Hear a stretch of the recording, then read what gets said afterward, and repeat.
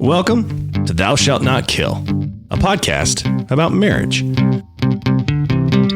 Hosted by Scott and Ann Travis, this show speaks right to the heart of the challenges that couples face. As marriage veterans of 35 years, they've seen some shit, and they want to help you avoid the pitfalls that could fuck up your marriage. It's time to get your love affair with your spouse back on track to the place you've always hoped it would be, which is starting with the first rule: thou shalt not kill. Here's your hosts, Scott and Ann. Welcome to our first podcast of Thou Shalt Not Kill, a podcast on marriage. I'm Ann Travis. And I'm Scott Travis, the better half. And we are just going to muddle through this. Okay. This is our first attempt. Here we go. This is going to be a podcast on our marriage. 35 years we've been married. We've got stories just like everybody does with being married. We're just going to kind of bring our levity and lightness and kind of some darkness at times. I think we have a good basis for what we can bring to the table and hopefully add some value to you guys. I agree. I think we are super happily married, which I don't think a ton of people can say that. And we want to make it where a ton of more people can say that. I get to mess with the buttons. So we just want to share experiences, maybe shed some light on a couple things, share some insight, and see if we can't help people be more content and happy in their marriage. I think the thing that made us start this, or I've wanted to start a podcast for quite a while, and we just haven't been in a position where we both felt comfortable and had time to do it.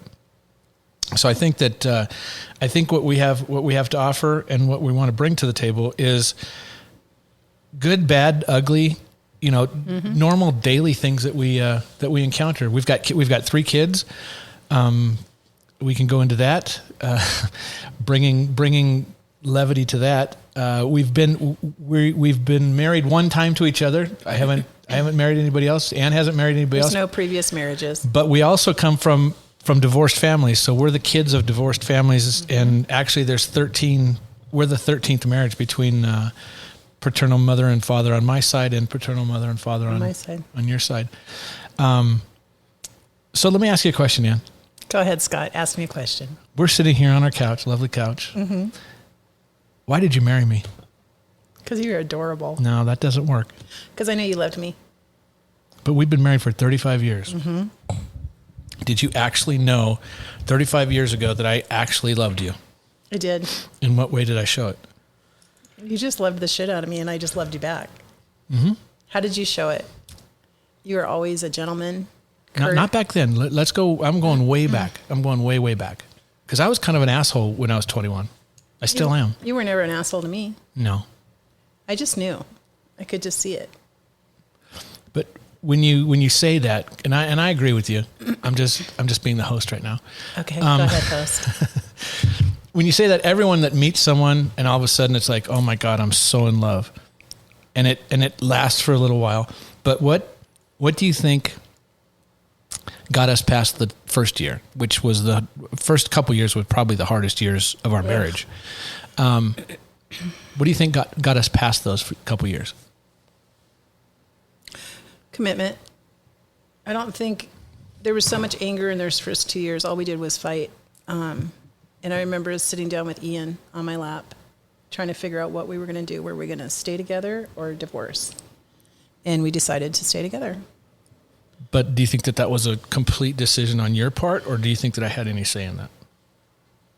I'm just asking you just because... I think it was a decision on both our parts. But I think definitely you had a decision there. Yeah, I think you could have up and left if you wanted to. I mean, what was holding you back? Well, I think the thing that was holding me back was my commitment that I always followed from my grandparents, because my grandma and grandpa were married for, I don't know, they're still married, but they're both passed away now. But I always looked at the way that my grandfather treated my grandmother, and I knew that was the way to treat someone, because my grandmother was, whether she was happy or sad, or they had a lot of money or they didn't have a lot of money, she loved the shit out of my grandpa. And my grandpa loved the shit out of her. And Ann's starting to cry. We've got 4 minutes and 36 seconds into this first podcast, and Ann is crying. If you guys know anything that's going to come from ours is it's going to be Ann crying and me saying shit or the F word a lot. So it's totally cool. It's true. Bring it closer.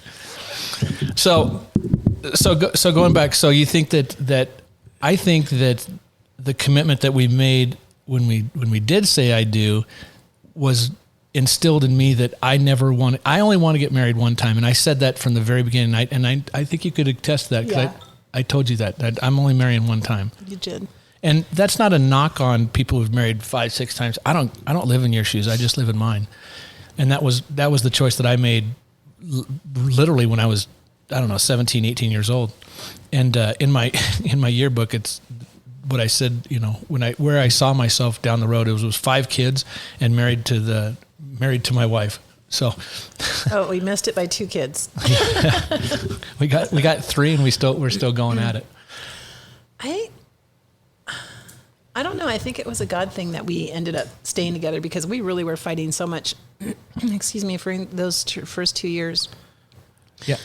I think when you first get married, I mean, from my standpoint, when you first get married, I'm sorry, I'm going to speak about the guy's side. I mean, from my side, it was like, man, I just want to get sex. I just want to get laid. I'm going to have this woman that I'm just going to be able to just do whatever I want to, whenever I want to.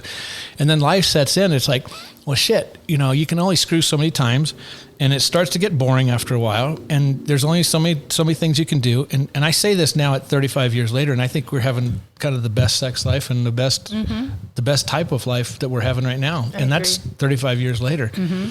And, that's. I think, why don't we bring a little history into this? Go ahead. So we were married June 7th of 1986, and our son came along July 14th of 1987.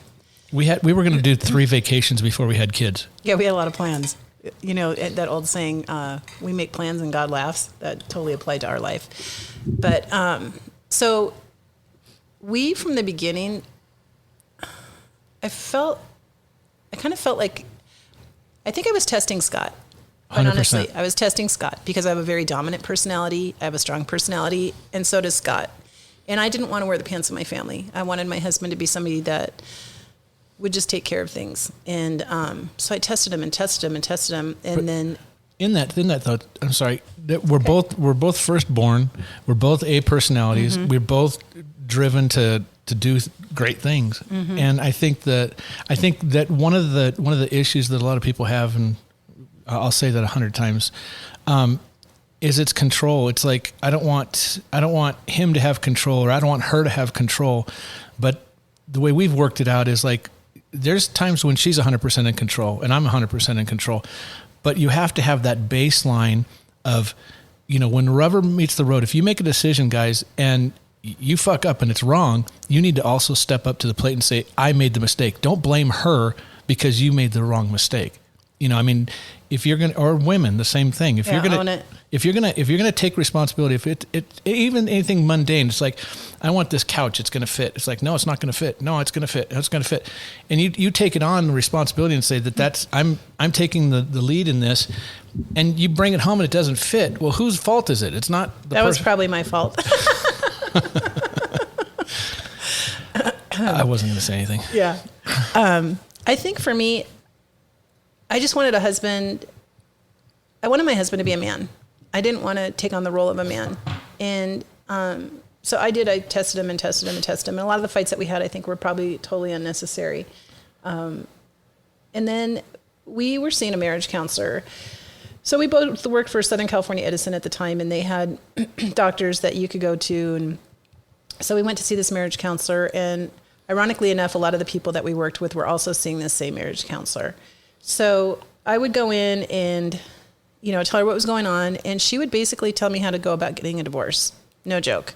She would tell me how to get a restraining order, how to take the money out, how to do this. Let's just back up. Get a restraining order. There was never any physical violence. There was never. I mean, we motherfucked each other a lot. Yeah. I mean, we screamed and shit. I mean, it was brutal.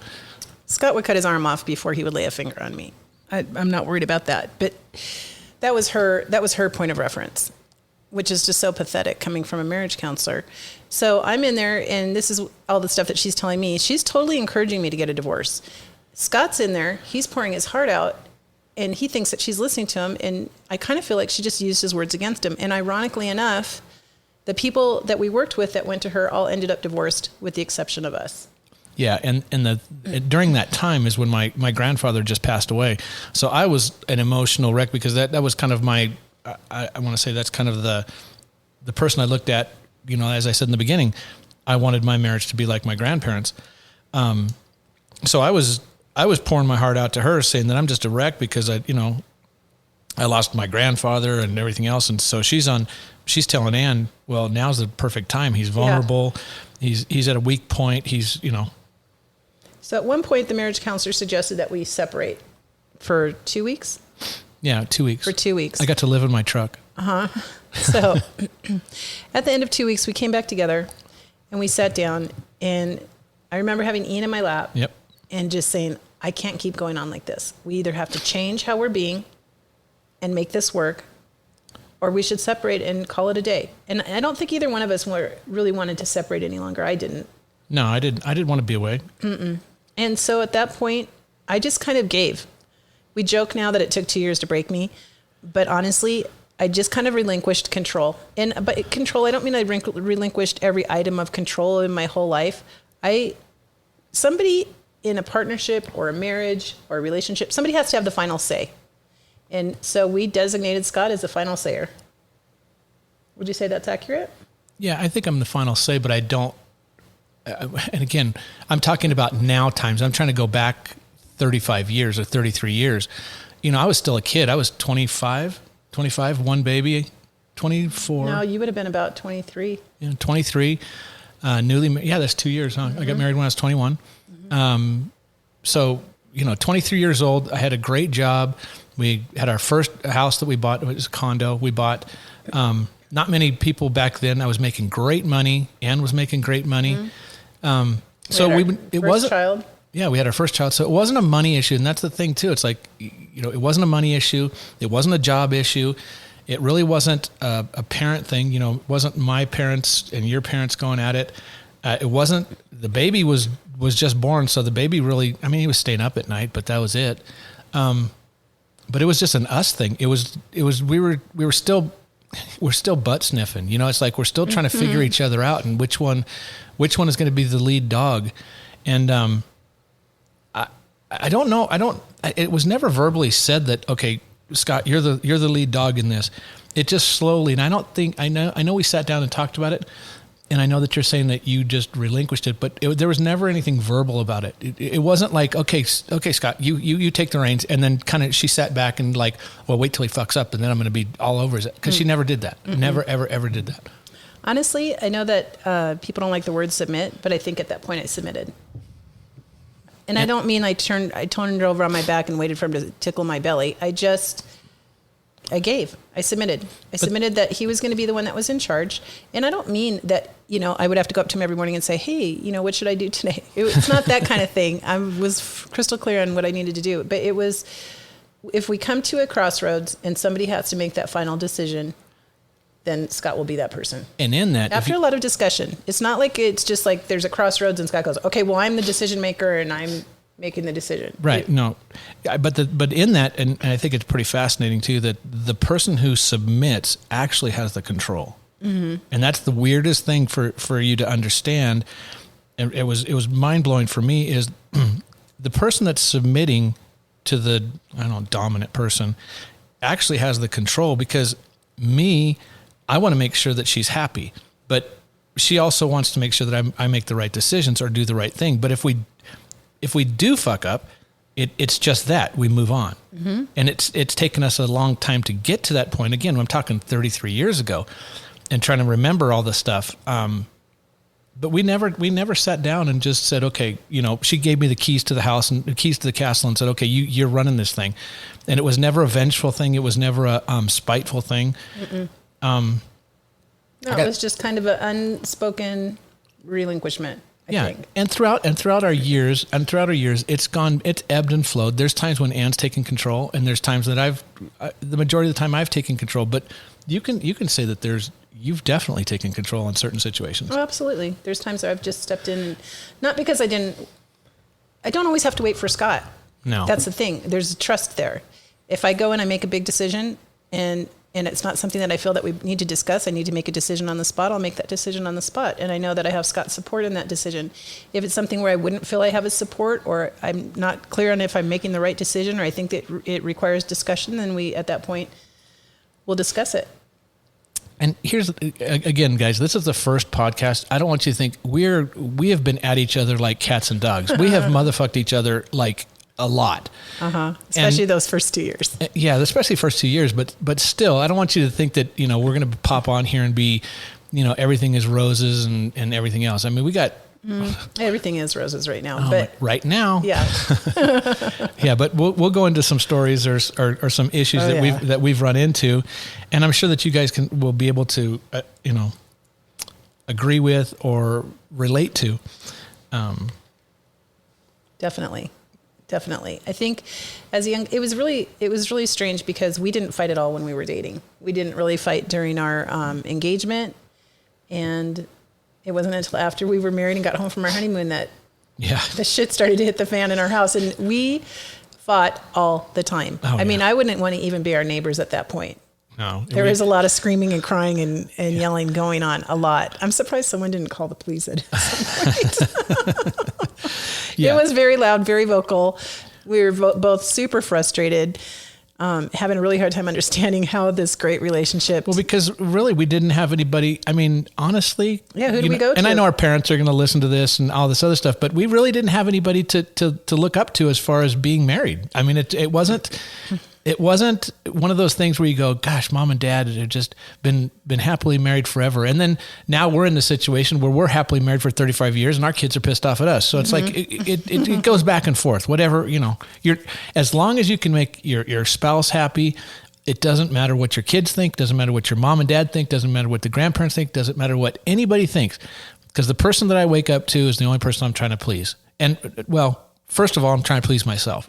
I mean, if I'm not happy, and I've just learned that recently, that I have to appreciate myself, and then I've been able to give a lot more now that I understand myself a little bit better. I agree with that 100%. I agree with what Scott's saying too. It really doesn't matter what other people think about how you work out your terms of your own marriage, because they're not going to be there at the end of the day. Our kids don't live at home. We're empty nesters, which is awesome. And, the only person that I'm going to be spending the rest of my life with is Scott. So the person that is my number one priority, that I care about the most, that I'm the most concerned about, is Scott. Yeah. And I can confidently say that the person that he most cares about and that he's most concerned about is me. And we what's the word I'm looking for? I don't know what you're trying to say. We complement each other. We nurture each other to some degree, I think. We nurture the marriage, the relationship. We put a lot of effort into each other. Yeah. Would you agree with that? Well, I think that's what a marriage is. I think it's once you get married to someone, it's not just you anymore. You understand that you are what you're bringing to the table. And there was a lot of times in our marriage that I didn't think I brought much to the table. Oh, there's times I didn't think I was bringing much to the table. Yeah. Either. So guys, it's not, you're not always not going to be 100% on. I mean, obviously if you're married, you know that. And really our demographic that we're going after is the married couples that, that have a couple kids and, struggling through it. We've both had our own businesses, multiple businesses at one time. We've we've worked for somebody else. I worked as a apprentice lineman in California, and went and worked as a dispatcher. She was a dispatcher in the police department. I started my own pool business and started her own landscaping company. I went into hedge fund management. I went to flipping houses. An artist. I'm just trying to give you the rundown of where we come from. So it's not as though we've always had a 9-to-5 job, and Saturday and Sunday are free. We've done all the kids' sports. We've done everything. I mean, when I was working for Edison, and our first child was born, I wanted to be committed that I was going to be there for everything, meaning that I was not going to miss a game, not going to miss a parent-teacher conference, everything else. So I sold my stock in the company that I was in Edison, you had a program where you can Your contribute. 401k. Yeah, you can contribute money and then they give it back. And I took out a loan from my grandmother and cashed in my stock, and I started my own pool company. And I can honestly say I've coached all their kids' sports, never missed, and's been there right with me. I mean, so I mean, I think we're pretty damn good parents, whether anybody thinks so or not. But that's what we were just doing. Whether our kids agree with us or not. And it was a little more complex when we were working for somebody else, because we had our oldest son, and then a couple years later, our middle son came along, and I was working graveyards so that I could be home with the kids during the day. I didn't want to put them in childcare. Ian, our oldest one, was already in childcare, but our middle son, I was home with him all day, and I was going on seriously 2 hours sleep, 2 or 3 hours of sleep a day. And it's horrible. I mean, to this day, I have horrible memory. I put on a ton of weight because I was just exhausted and eating to stay awake. And it was brutal, but we did it. And we didn't think about it. It was all about family for us in the beginning. I mean, it still is all about family for us, but no, I would say now it's more about each other. Yeah. Now it's definitely shifted now that we're empty nesters. I mean, it just is what it is. And I think that I've said it a lot of times too, is I think you go through seasons in life, and right now I think we're in springtime for our marriage, because it's fun. I love it. We just have a good time.